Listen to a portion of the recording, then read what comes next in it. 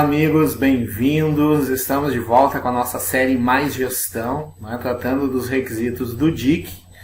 E hoje então o nosso quarto vídeo, ele vai tratar então dos reagentes, né? Os reagentes segundo os requisitos do DIC.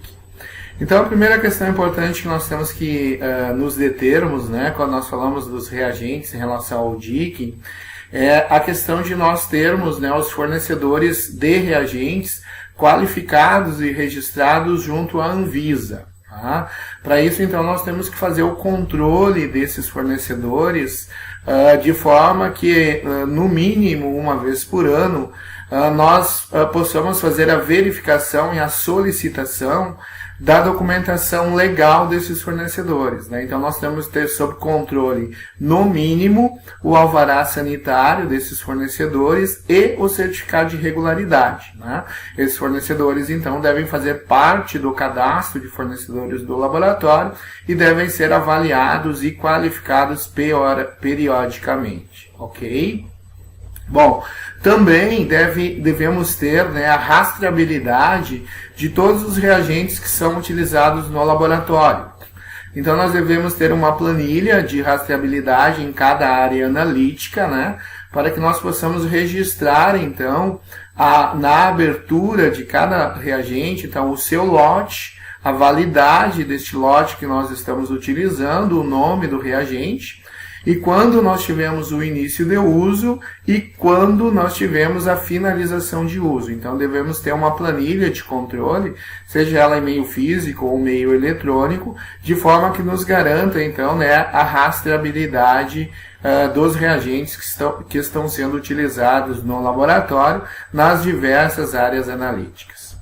Outra questão fundamental na questão dos reagentes, né, é a questão das condições de armazenamento para a manutenção da estabilidade deste reagente. Então, tanto as condições, né, de preservação, a questão da temperatura, né, de 2 a 8 graus normalmente, né, nas geladeiras, nunca esquecendo, né, que essa questão da temperatura da geladeira, ela está diretamente relacionada à questão de nós identificarmos o erro, né, do equipamento que nós estamos utilizando. Então esse erro deve ser considerado na leitura, né, do nosso registro de temperatura. Então, fundamental para que nós tenhamos uma leitura adequada e nós venhamos ter a preservação adequada desse reagente, que nós consideremos, então, no registro da temperatura, o erro do equipamento, né? Tanto se o equipamento ele for calibrado, quanto se ele for aferido. Das duas formas, o erro deve ser considerado na leitura da temperatura, ok? A outra questão importante, né? A questão dos prazos de validade. Então é recomendável que se faça um controle de validade, se nós não tivermos um controle eletrônico que possa nos sinalizar a validade dos reagentes, que nós tenhamos pelo menos uma inspeção de validade mensal, né, onde a gente possa estar fazendo então um inventário mensal dos reagentes que nós temos armazenados, né, e desta forma a gente possa sinalizar para que os reagentes que venham a vencer primeiro, e principalmente aqueles que vençam nos próximos 30 dias, né, fiquem de forma que possam ser utilizados primeiro. Então é fundamental que a gente faça esse controle da validade, seja por meio eletrônico ou por meio físico, através de uma inspeção visual, onde a gente faça então um inventário mensal e identifique quais reagentes a gente tem para vencer no próximo período. Importante também, sempre que o laboratório preparar ou alicotar um reagente, né, que ele siga algumas instruções básicas de rotulação desses reagentes alicotados ou preparados, né, onde deve contar o nome do reagente, a concentração, né, o número do lote, se for aplicável, a data de preparação, a data de validade, as condições de armazenamento, né, informações referentes aos riscos potenciais. Então, a simbologia de risco, né, deve estar neste rótulo, e também a identificação de quem preparou ou alicotou, né, o reagente no laboratório.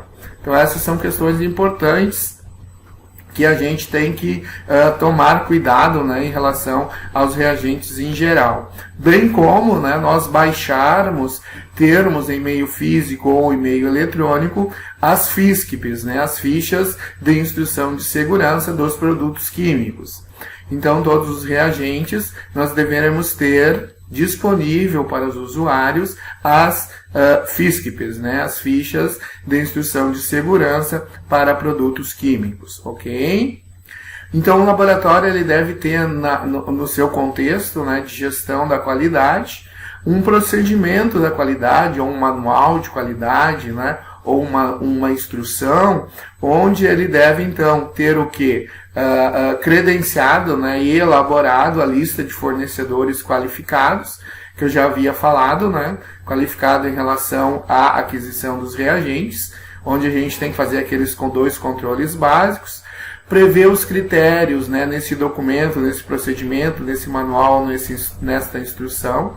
Então, prever esses critérios que eu falei para vocês, de verificação, de identificação, de armazenamento, né, de aceitação e até mesmo de recusa dos reagentes de uma forma geral.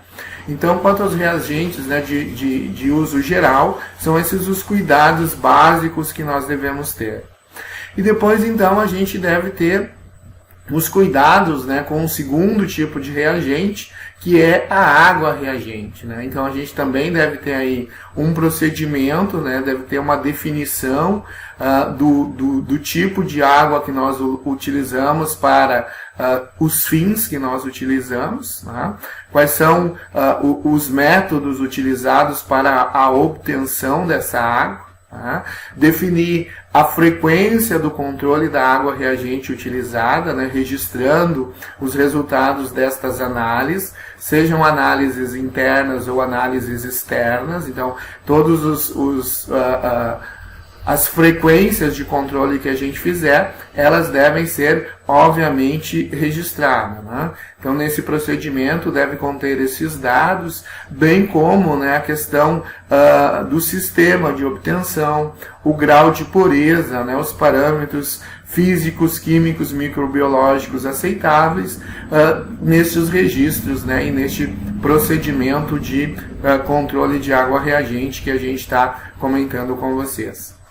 Sabemos nós, né, que os tipos de água reagente hoje utilizados a nível de laboratório de análises clínicas, né, eles são 5 tipos de água, né, a água reagente para o laboratório clínico, a chamada ARLC.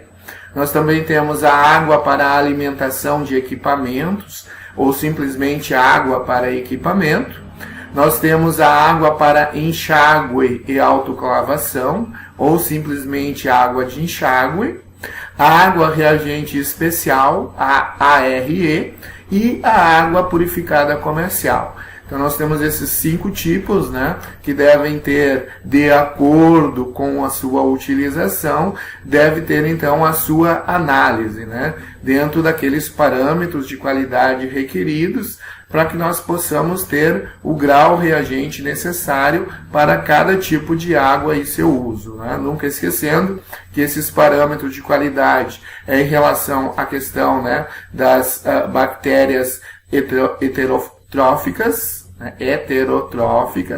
palavrinha difícil, né? Coliformes totais, resistividade, condutividade e carbono, tá? Para cada um dos tipos de água, então, que nós vamos utilizar no laboratório. Então, quanto à questão de reagentes, né, chamar a atenção de vocês para essas etapas fundamentais dos 2 tipos, né, de reagentes utilizados em um laboratório. Os reagentes gerais e a água reagente, ok? Então, aqui nessa visão geral, né, de gestão em relação à água reagente, era isso que eu queria passar para vocês. Qualquer dúvida que vocês tiverem, qualquer necessidade de maiores esclarecimentos, por favor, nos acionem aqui pelo canal do YouTube, que nós teremos enorme satisfação em responder as dúvidas de vocês. Então, quanto a este vídeo, né, da nossa série Mais Gestão, nosso vídeo 4 da água reagente para o DIC, dos reagentes para o DIC. Era isso que nós tínhamos a colocar para vocês. Grande abraço a todos, ficamos à disposição de vocês e nos vemos na próxima semana com mais um vídeo da nossa série Mais Gestão falando de DIC. Grande abraço e até a semana que vem.